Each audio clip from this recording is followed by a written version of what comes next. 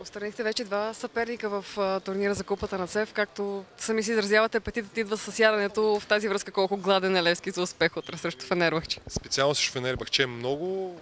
Надявам се да успеем да направим един матч. Отбор на Фенербахче е доста рутиниран, играе доста бързо и се надяваме да успеем да ги спрем.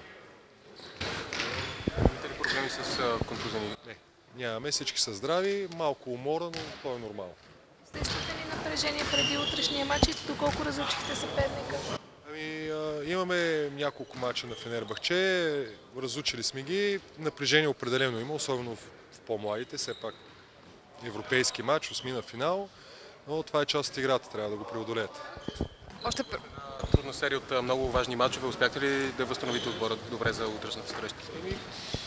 Ще видим утре, ще видим доколко сме успели да го възстановиме. Направихме всичко възможно, но когато искаш да си сред големите, такъв е ритъма на игра и трябва да се съобразяваме. в началото на сезона имахте проблеми с контузени и още тогава казахте, че след нова година ще бъдете така в оптимална форма. Доколко се доближава моментното състояние на Левски до това, което искате да виждате? Още има какво да се желае. Въпросът е, че в тази гъста програма не мога да работиме техника.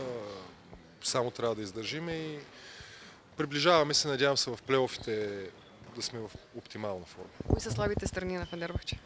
На Фенербахче.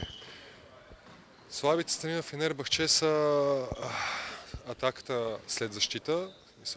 Играят много бързо, когато си я поемат добре, когато не я поемат добре, не играят толкова. И това, че поемат изключително двама, което ние в принцип имаме хубав ход, мисля, че успеем да го използваме. На няколко пъти стана въпрос, че публиката ще е ключова, за да ви помогне да отстраните Фенербахче. Имате ли представа вече колко души ще дойдат тук в залата? Не, това не е моята работа. Моята работа е хората, които дойдат да направим така, че да е спектакъл. С това си има хора, с които се занимават. Нямам никаква идея. Надявам се да напълним залата, но зависи от самите хора.